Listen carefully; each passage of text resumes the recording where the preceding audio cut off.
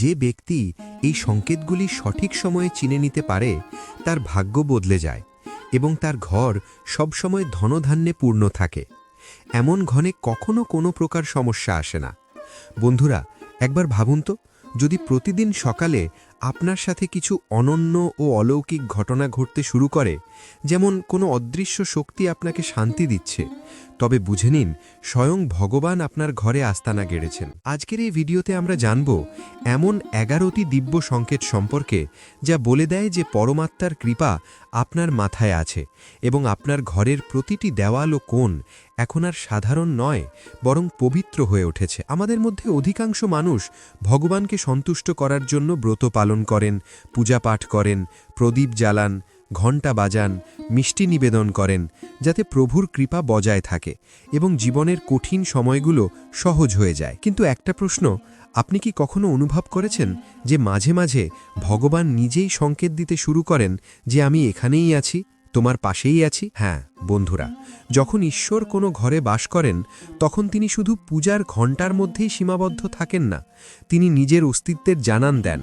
কখনো একটি মিষ্টি সুগন্ধ হিসেবে, কখনো ঘরের শান্তিতে, আবার কখনো কোনো অদ্ভুত সমাপতনে, যা হঠাৎ ঘটে যায়। এই অভিজ্ঞতাগুলো কখনো প্রত্যক্ষ হয়, আবার কখনো এতই সূক্ষ্ম হয় যে কেবল মনই সেগুলোকে চিনতে পারে। ঘরের পরিবেশ একদম বদলে যায়, নেতিবাচকতা উধাও হয়ে যায় এবং এক অনির্বচনীয় শান্তি ঘরে মিশে যায়। কিন্তু হ্যাঁ, ঈশ্বর যতটা কোমল ততটাই সংবেদনশীল।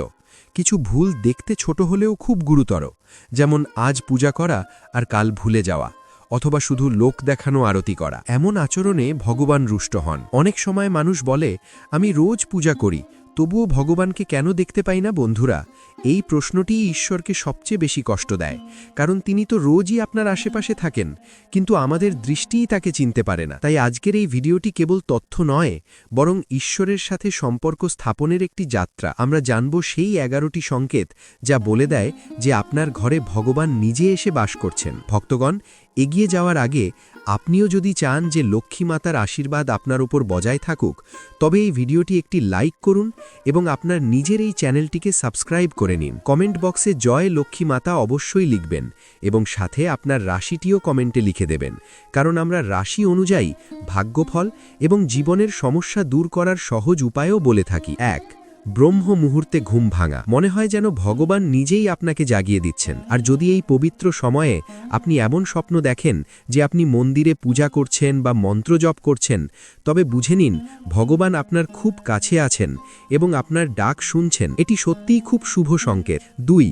দিব্য ধ্বনি শোনা। মাঝে মাঝে এমন হয় যে খুব ভোরে, বিশেষ করে ব্রহ্ম মুহূর্তে, হঠাৎ আপনার কানে শঙ্খের পবিত্র আওয়াজ আসে, অথবা কোনো মন্ত্র কানে প্রতিধ্বনিত হয়, কিংবা দূর থেকে মন্দিরের ঘণ্টার মধুর সুর ভেসে আসে। কিন্তু আশেপাশে তাকালে দেখা যায় এমন কিছুই নেই। তবে বিশ্বাস করুন, এটি আপনার কান নয়, বরং আপনার আত্মা শুনতে পাচ্ছে। এটি সরাসরি ইঙ্গিত যে কোনো দিব্য শক্তি আপনার আশেপাশে আছে এবং আপনাকে আশীর্বাদ দিচ্ছে। 3.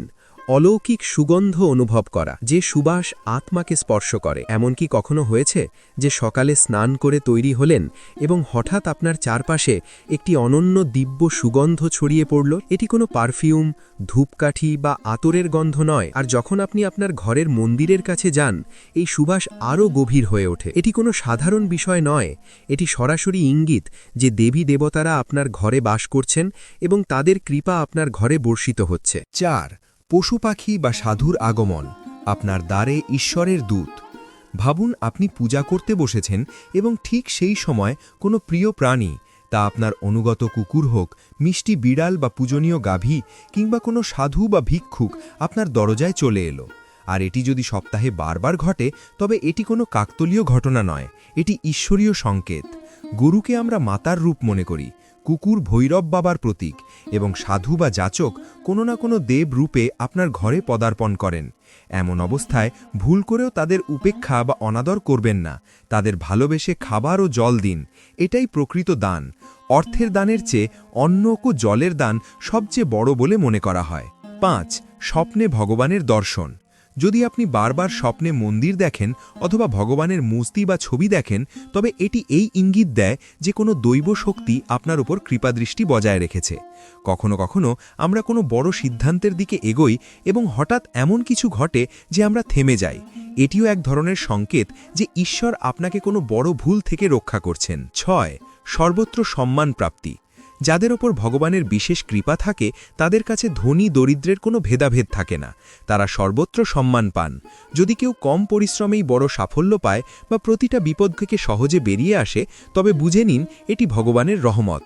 এমন মানুষরা বিপদেও হাসি মুখে থাকেন এবং সব সময় ইতিবাচক থাকেন, তাদের জীবনে সত্যিই ভগবানের হাত থাকে। 7. পেঁচা দেখা। যখন লক্ষ্মীমাতা নিজেই কড়া নাড়েন। যদি কোনোদিন হঠাৎ আপনি পেঁচা দেখতে পান, তবে এটি সাধারণ কিছু নয়, এটি অত্যন্ত শুভ মনে করা হয়। হিন্দু শাস্ত্র মতে পেঁচা হল মাতা লক্ষ্মীর বাহন এবং তাকে দেখা যাওয়ার অর্থ হল খুব শিগগিরই লক্ষ্মীমাতা আপনার ঘরে আসতে চলেছেন এবং তার কৃপা আপনার ওপর বর্ষিত হতে চলেছে।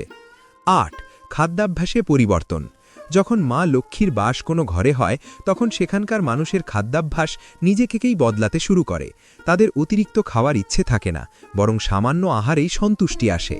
আরও বড় কথা, তারা নেশা এবং আমিষ খাবার থেকে দূরে সরে যান। এই পরিবর্তন শুধু শরীরে নয়, আত্মাতেও আসে। 9. স্বপ্নে ঝর্ণা এবং পাহাড় দেখা। ভাগ্যের দরজা খুলছে। যদি আপনি স্বপ্নে উঁচু পাহাড় দেখেন এবং সেখান থেকে সুন্দর ঝর্ণা বইতে দেখেন এবং আপনি সেই জল পান করেন, তবে বুঝে নিন আপনার ভাগ্য এখন আপনার পূর্ণ সাথ দেবে। এটি আগামীর উন্নতির সংকেত। এছাড়া যদি আপনার সুস্বাস্থ্য থাকে, তবে জানবেন আপনি ভগবানের বিশেষ প্রিয় পাত্র। অসুস্থ শরীর শুধু কষ্টই দেয় না, পকেটও খালি করে। আর যদি ভাগ্যের জোরে একজন ভালো জীবনসঙ্গী পেয়ে যান, তবে এর চেয়ে বড় সৌভাগ্য আর কিছু নেই। 10. বানরদের আগমন। ভগবানের আশীর্বাদ ও সরাসরি প্রসাদ। পূজা করার পর যদি ঘরের বাইরে বানরের দল দেখতে পান, তবে এটি সরাসরি ভগবানের কৃপার সংকেত। এই বানরদের ভালোবেসে খাবার খাওয়ানো উচিত, কারণ এটি আপনার পূজার সফল হওয়ার ইঙ্গিত। 11. নীলকণ্ঠ পাখি দেখা। যখন ভগবান আপনার প্রতিটি ডাক শোনেন। যদি টানা 3 দিন ঘর থেকে বেরোনোর সময় আপনি নীলকণ্ঠ পাখি দেখতে পান, তবে বুঝে নিন ভগবান আপনার ডাক শুনেছেন। শিগগিরই আপনার কোনো বড় মনস্কামনা পূর্ণ হতে চলেছে। এটি সত্যি একটি খুব সুন্দর এবং আশাব্যঞ্জক সংকেত। বন্ধুরা, যদি আপনার জীবনে এই 11টি সংকেতের মধ্যে কোনো একটিও দেখা যায়, তবে বুঝে নিন আপনি একা নন, আপনার ঘরে স্বয়ং ভগবান বাস করছেন।